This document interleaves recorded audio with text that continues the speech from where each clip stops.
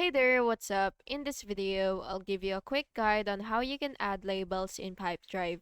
Labels are really useful for organizing contacts, deals, and tasks and making your workflow more efficient.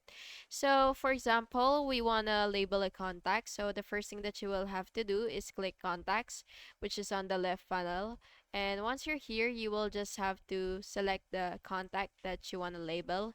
So what you will do under the summary section, you should see the add labels section here. So you will just have to click that, and then you can either choose from customer, hot lead, warm lead, cold lead, or you can add another label. And then of course you do have to assign a color for that and for easy identification. And then of course you will just have to enter a label name. So it really depends on you what you want to name it. So yeah, just go ahead and click that once you're satisfied with your name and with your color. And next is if you wanna if you wanna add labels for your deals, then you will also do the same thing. So what you will have to do is select the person again or the contact, and then you will just have to wait for it to load.